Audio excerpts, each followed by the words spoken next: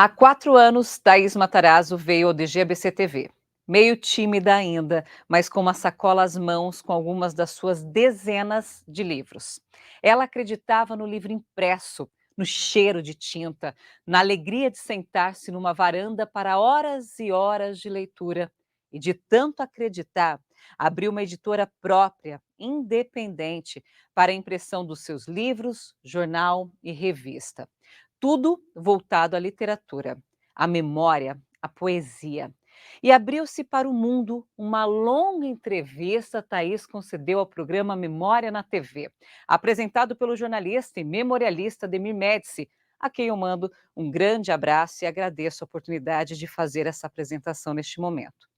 Quantos planos revelados, quantas confidências trocadas com o programa e seus amigos de todas as idades, que, igual a ela, entendem que uma das formas de melhorar o mundo está na escrita e na leitura. Thaís Matarazzo já vinha enviando todo o livro que escrevia ou editava à página Memória do Diário do Grande ABC e continuou a enviar. Dizia: o Diário é único, o único jornal a divulgar um novo livro, um novo autor, um novo número de revista ou jornal voltado às artes. Pouco antes da epidemia, Thaís retornou ao diário, desta vez convidando escritores da região e de outras paragens. O quarto andar do edifício da Rua Catequese ficou lotado por autores de todas as tendências e gostos literários. Na plateia, entre tantos, o professor Alexandre Tacara, numa das suas raras aparições públicas às vésperas de completar 90 anos. E, novamente, a presença de Thaís Matarazzo gerou uma segunda reportagem pelo DGABC-TV. Passou a pandemia. Thaís ficou doentinha, mas nunca deixou de produzir. Seus últimos livros foram publicados no ano passado, 2022. Agora, a despedida. Assistam a esta entrevista de Thaís Matarazzo, concedida em 2019. Ela permanecerá para sempre nos nossos corações. E o banco de dados do Diário do Grande ABC manterá sempre os livros que levam a assinatura desta querida menina.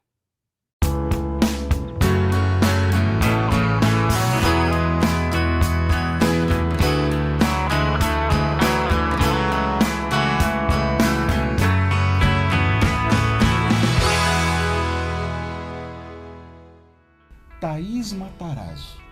A Thaís Matarazzo possui uma editora em São Paulo, a editora Matarazzo, né? Que já lançou quantos livros, Thaís? 90 livros. 90 livros. Num período de... 3 anos. De 3 anos. A Exato. média é de 30 livros por ano. Por ano, exatamente. Num período de redes sociais, digitais. Pois Há é. público ainda para o livro impresso? Existe sim um público, é claro que ele é diminuto comparado a décadas anteriores, mas hoje em dia com a questão da impressão digital, com pequena demanda, a gente consegue ainda manter aqueles leitores que gostam do livro em papel, ainda não... Muitos não se adaptaram a ler nas telinhas, né, dos smartphones, computadores, etc. Então, nós não temos os 90 livros, nós temos pelo menos um terço desses livros, e são maravilhosos. Bom acabamento, bons textos, bons autores, e todos eles livros de memória. Livros de memória. Quer dizer, você não está fazendo sociologia, medicina, não. Química, é memória. É memória. E assim, a memória é tão importante porque o que nós costumamos registrar nos livros são as histórias pessoais, né? Quer dizer, aquela tradição oral, que você não vai encontrar em livro nenhum se você não for lá entrevistar ou a pessoa não escrever e você não incentivá-la a registrar num livro. Quer dizer, a memória oral. Exatamente. O depoimento das pessoas. Exato. As histórias contadas pelos velhinhos e não velhinhos. Também. Né? Porque eu digo assim, se você já viveu ontem, você tem história para contar. Não é verdade? É verdade. E cada pessoa tem uma história interessante. Eu costumo dizer assim, você não precisa ser, que nem a gente fala em São Paulo, de família quatrocentona para contar sua família.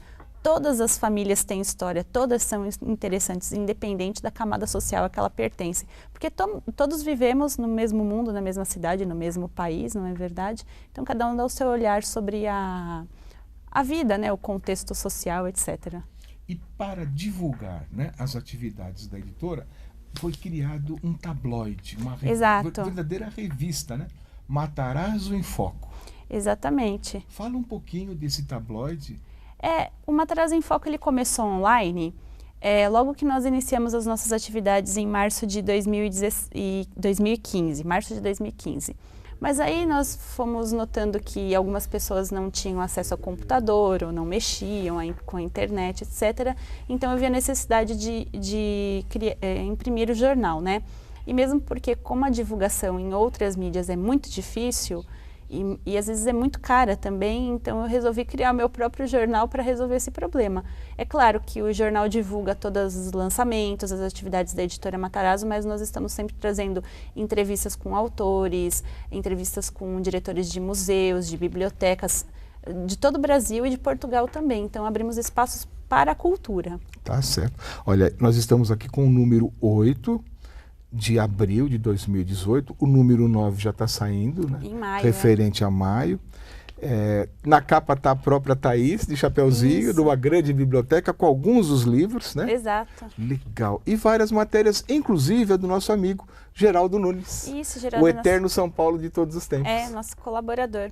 Geraldinho, você é o nosso convidado, hein? Você precisa participar do nosso Memória na TV, né? Um parceiro de muitos anos. O Geraldo, desde o início que nós começamos com as antologias em 2016, ele tem sido um assíduo colaborador e que só enobrece a nossa coleção de antologias. Tá. Aleatoriamente, eu peguei na minha biblioteca alguns títulos que a Thaís editou.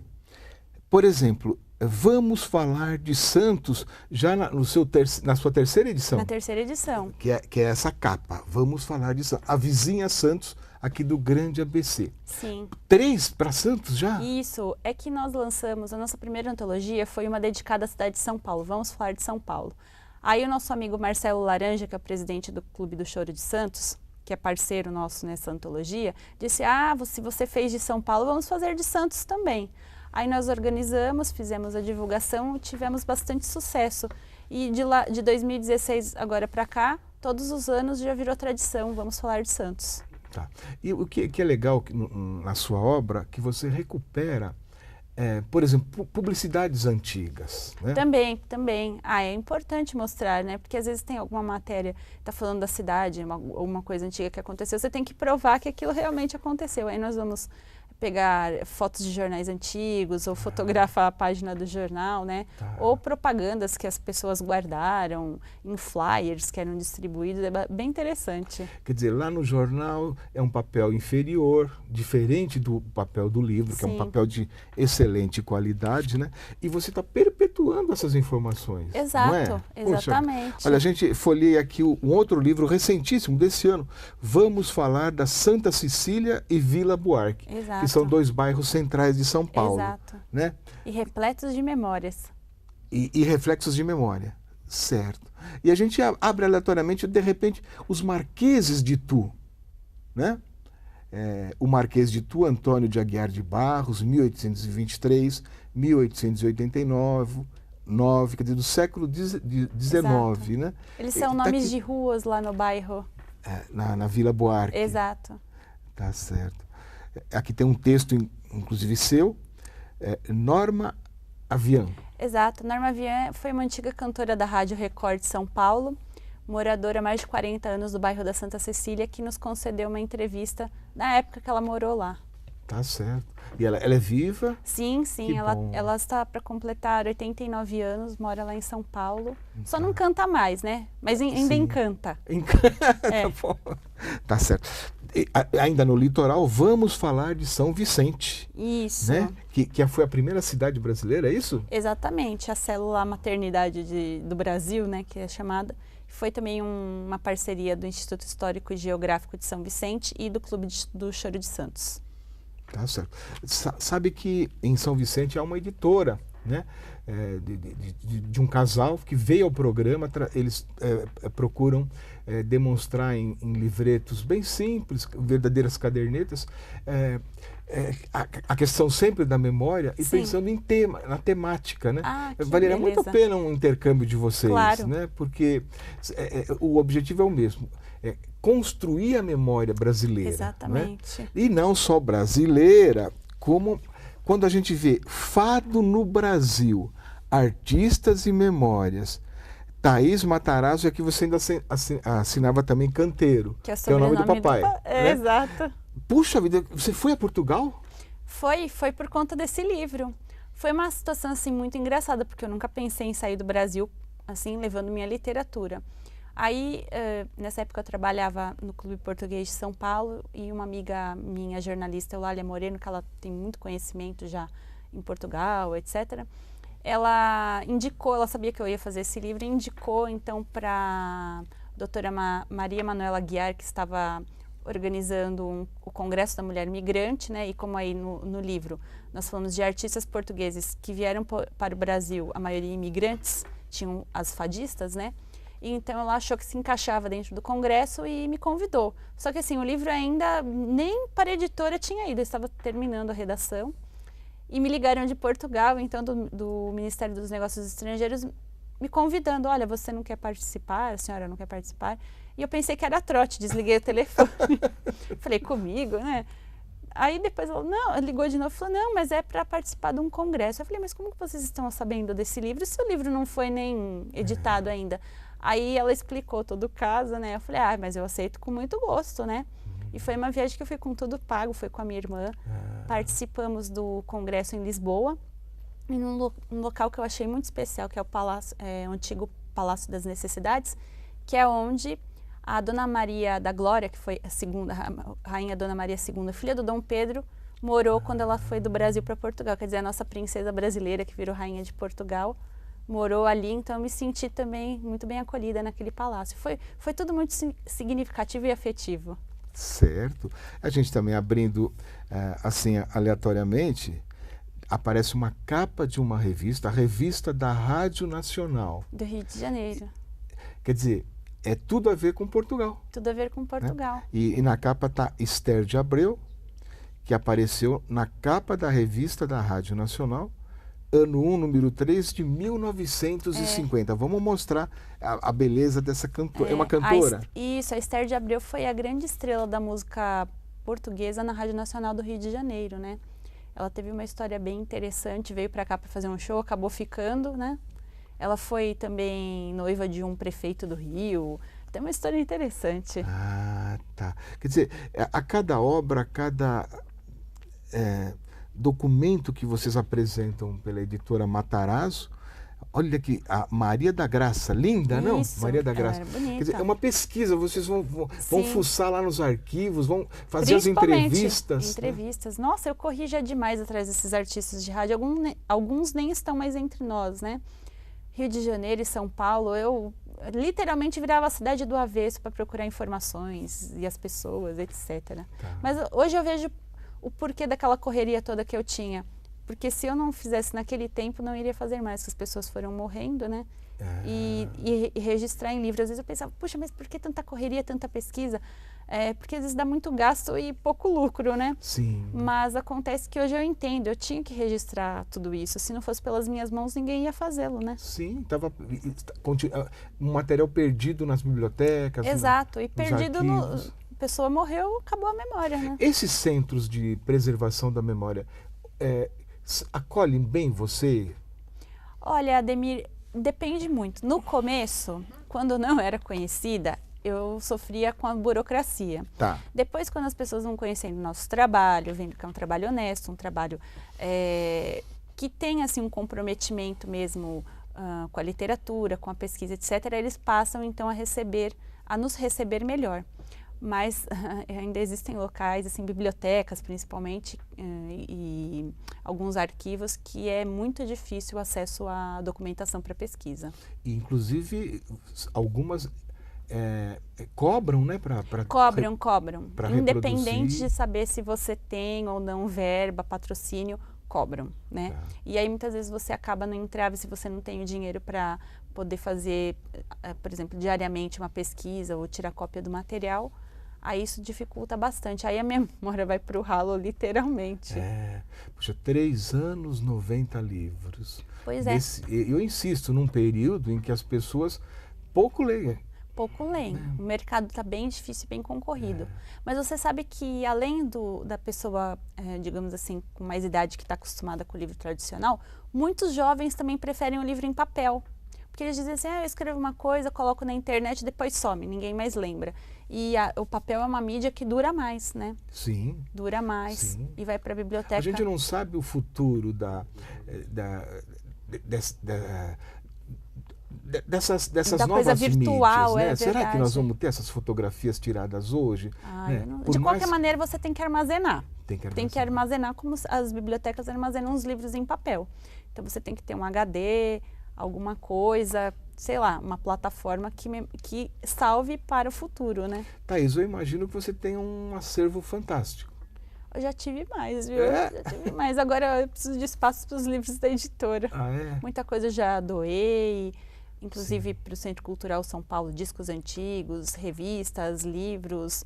Eu estou sempre doando para locais que eu sei aonde vão estar com acesso para o público no futuro, né? Thaís, quando você fala em disco, um dos meus livros preferidos, né, do trabalho da editora Matarazzo, A Música Popular no Rádio Paulista, 1928-1960. Aí você coloca um subtítulo, Salve os 90 anos de rádio no Brasil. Isso. Esse é um documento fantástico. Na verdade, esse livro foi o meu trabalho de conclusão de curso, do curso de jornalismo. Tá. Quer dizer, ele estava cheio de teorias, etc. Eu tirei tudo, deixei só a parte das memórias. Que exatamente eu focalizei a história da antiga Rádio Record de São Paulo, né, quando era da família Machado de Carvalho. E ele ficou pronto no ano de 2013, que foi quando o rádio comemorou seus 90 anos aqui no Brasil, a partir da primeira transmissão oficial de uma rádio, né? Não daquela feira da Independência, em 1822, quando uma rádio foi fundada, que foi a Rádio Educadora do Rio de Janeiro. Tá. Então, e aqui, quer dizer, a gente não tem aqui o som, né? Não tem, mas mas você precisou ouvir discos, reproduzir capas de discos, né? Trabalhar também com publicidade antiga dos jornais. Aqui, olha, a nossa editora, né, a Juliana Montorim, ela lembrou assim, vamos lembrar daquelas publicidades antigas. Sim. Foi aí que eu falei, é a Thaís, né, a Thaís. Por exemplo, na página 121, tem duas propagandas, uma da Rádio Record, outra da Excelsior. E eu queria realmente, são anúncios das atuações da Companhia Manuel Durães nas rádios Record e Excelsior, outubro de 1936. Olha, vamos ver se a gente consegue, Yuri, focalizar. Quer dizer, para você encontrar esses anúncios, você teve que ver publicações de 1936. Exatamente. Pegar o próprio jornal e ver, ou se não, às vezes em microfilme, mas eu sempre preferi fazer a pesquisa no próprio periódico, né? É mais visceral, você parece que mergulha na história e consegue visualizar do buraco da fechadura, talvez, como tenha sido, né? É uma delícia. E olha, esse ano 1936 é um ano interessante. Eu fazia faculdade de jornalismo na Casper Libero e um dos professores é o professor Antônio Costella. Hoje ele vive em Campos do Jordão. Ele tem lá um acervo de memória, tudo isso. Um dos trabalhos que ele passou foi o seguinte, cada aluno faria a leitura de um jornal importante de São Paulo para anotar informações sobre o rádio. Ah, certo. Tudo eu lembro que a minha parte foi o Estadão, primeiro semestre de 1936. Olha. Então eu estava lá na Biblioteca Mário de Andrade, folheando os jornais e copiando. Então a programação das emissoras de então, a entrevista com o artista, né? E com isso ele fez um livro sobre o rádio. Isso, tipo assim, 30, 40 anos atrás, né? Certo. E foi uma obra coletiva, ele coordenando e os alunos participando. Maravilha. E agora eu vejo aqui a jovem Thaís Matarazzo percorrendo os mesmos caminhos, né? Olha só. Olha aqui uma foto linda, a primeira equipe musical da Rádio Sociedade Record. Era o primeiro nome da rádio, foi esse. Que era do grupo Paulo Machado de Carvalho, né? Depois foi ele não foi o fundador. Não foi o fundador. O fundador foi outro, ele compra a rádio em 1931. Aí, então, eles um pouco que escondiam a verdadeira inauguração da Rádio Record em 28 e contavam a partir de 31. Mas, na verdade, eu consegui entrevistar um senhor de 98 anos. Que contou a verdadeira que história. contou a verdadeira história, porque ele estava na fundação da rádio em 1928. Nossa, mãe. Ele morava na época na Rua Cardoso de Almeida, ali nas Perdizes, né? E eu me lembro até que eu liguei para ele para conversar, ele era muito simpático, né? E ele disse assim, olha, você venha rápido, porque eu já estou com 98 anos. Senão depois você só vai me entrevistar numa sessão espírita. Ele era espirituoso para fazer piada. Ele falou, não, mostrou os recortes de jornais, mostrou fotografias. A gente vê aqui, eles chamavam de conjunto jazz band. Jazz né? band, imitando os conjuntos norte-americanos. A influência, né? Walter Exato. Silva, né? Puxa vida. O Walter Silva chegou a trabalhar no Diário do Grande ABC. Ele teve uma sessão de música. O Walter Silva foi o grande incentivador da música popular brasileira, Sim. né? E aqui eu tô vendo, olha, do Guarujá, Armando Castro e Nilsen Ribeiro. A Nilsen Ribeiro, ela morou em Santo André muitos anos. E eu fui à casa dela, vamos tentar pegar esse primeiro do Guarujá. Ela morava, ela faleceu depois, ela morava num porão da Vila Helena, né? E lá na prateleira dela, na estande dela, havia 2 troféus Roquete Pinto. Eles ganharam, é verdade. 2 troféus. Interessante. Eles fizeram uma música, como que a grande música deles, encosta a tua cabecinha Exato. no meu ombro e chora, né? E eles gravaram, estourou na década de 50. Exatamente. Depois surgiram outras regravações. Muitas outras. E tá aqui. Do Guarujá, era um casal, né? Depois o marido faleceu, ela continuou com o do Guarujá. O pessoal da banda Carlos Gomes, que daqui a pouco vai ser entrevistado, deve ter conhecido a Nilsen Ribeiro, do Guarujá, né? E tá aqui. Poxa vida. Esse livro foi uma das minhas grandes alegrias. Foi um livro dos que eu mais gostei de escrever. Tá certo. Thaís, quem é Thaís Matarazzo? Né? A gente está aqui diante de uma historiadora, de uma jornalista, colega jornalista, uma jovem editora, 90 livros publicados, um jornal na sua 8ª edição, um tabloide, né? uma revista. Quem é Thaís Matarazzo? Você é parente do Conde Matarazzo? Não sou. Queria ser, né? Queria ser, mas não sou. Sim. A família da minha mãe é uma família imigrante que chegou no Brasil em 1954. E de lá para cá, alguns parentes nossos vieram, mas nós somos também, quer dizer, minha mãe, né, a família dela toda é da cidade de Castelo Abate. Mas eu sou uma paulistana, apaixonada pela minha cidade, mas também sou apaixonada pelo Rio de Janeiro e por Portugal. Desde mais tenra idade, sempre gostei muito de livros, a leitura sempre foi muito incentivada pelos meus pais, pelos meus parentes. E então eu cresci gostando de música, de literatura, de poesia. E tudo isso acabou sendo refletido, então, na minha carreira de jornalista, na minha vida, né? E decidi que eu tinha que trabalhar com livros porque é de livros que eu gosto. Então, essa é a Thaís Matarazzo, apaixonada por artes, por literatura e por um mundo melhor. Thaís, aquela câmera é toda sua. Infelizmente, estamos Vou falar chegando tudo ao de final. novo? Não, eu queria que você mandasse uma mensagem, né, ao nosso telespectador, dizendo o seguinte: como conseguir ter acesso aos livros que você editou e escreveu? Como é que a gente faz? Se você quiser encontrar algum livro da editora Matarazzo, você pode entrar no nosso portal, que é o www.editoramatarazzo.com, ou solicitar pelo nosso e-mail, que é o livros@editoramatarazzo.com, ou ainda pelo nosso telefone, que o DDD é 11 São Paulo, é o 3991-9506. 3991-9506, ou lá em São Paulo nós temos parceria com a Temos Livros, que é uma livraria da Avenida São João, a minha querida Avenida São João, no número 526, aonde todo o nosso catálogo está à disposição de quem se interessar pelos nossos livros. Muito bem. E no encerramento nós não falamos desse livro. Mostra para o nosso câmera, né? E fala um pouquinho do Giro Noturno Taxi Dance. Esse aqui é o meu 18º livro, né? E ele foi lançado esse ano, então, quer dizer, é a minha cria mais nova, né?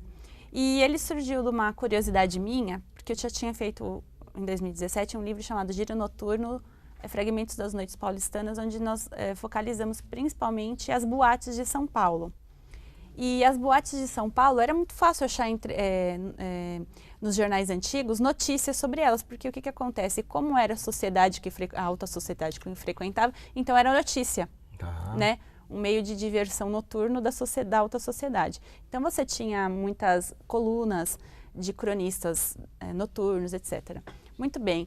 Aí, conversando com esses cantores da antiga, né, como Roberto Luna e Raimundo José, eles falaram, mas tinha os taxi dances, que era um sistema que picotava os cartões, que tinham as bailarinas. Eu falei, conta mais, conta mais. Aí, quando eu fui a campo para fazer a pesquisa, eu vi que não tinha quase material. Não sei se era porque era um tipo de divertimento da classe média, para a classe mais baixa, então acho que não interessava os jornais estarem ali registrando esse tipo de negócio, né? Aí então, e também porque tem outra coisa, o público que frequentava os taxi dances era majoritariamente masculino.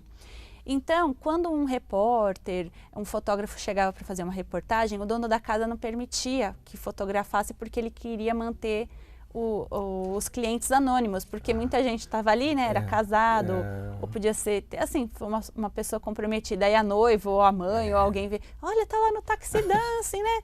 Aí, na boemia, então ele não permitia, e as bailarinas também muitas vezes usavam nomes de guerra e não queriam ser identificadas, porque infelizmente, embora fosse um ambiente de respeito, elas eram marginalizadas, né? A mulher que era bailarina do taxi dancing era marginalizada. E você tinha ali, fora isso, grandes orquestras, às vezes tinham táxis que tinham 2 grandes orquestras. E quem cantava nessas orquestras?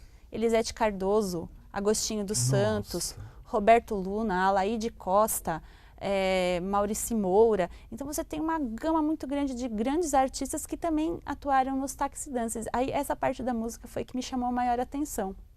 Aí nós temos aqui também, para mostrar um flyer, né, de divulgação da época. Maria. É de 69, do Avenida Danças, lá da Avenida Ipiranga, em São Paulo. É um flyer que está convidando as pessoas para irem dançar, né, e assistir um show da Ângela Maria. Então, por aí você vê que não era um ambiente assim de baixo nível, muito pelo contrário, era de alto nível e com música ao vivo, que é melhor ainda, né? Tá certo. E a repórter Thaís Matarazzo foi buscar isso e perpetua no livro. Exato. Se eu tivesse que recomendar 2 livros para vocês começarem, seria A Música Popular no Rádio Paulista e Giro Noturno Taxi Dances. É fantástico, a gente vai ver como é que os nossos avós se divertiam. Né? E o engraçado também, como eu não encontrei fotografias, aí eu pedi para minha amiga artista plástica Camila Gildice, e ela fez então as ilustrações. Eu contei para ela mais ou menos como é que funcionava e ela captou, leu meu pensamento. Thaís, muito obrigado de você vir aqui à sede do Diário do Grande ABC. O endereço está aberto, venha sempre, passe sempre as novas notícias, as novas publicações que nós, da memória do Jornal Impresso e da TV Diário do Grande ABC, teremos um imenso prazer em divulgar. E na próxima semana, mais memória. A memória é a grande ferramenta de todos nós. Não importa se você tem uma condição financeira melhor ou não. O importante é que você guarda aquilo, a sua experiência de vida. Então até a próxima semana.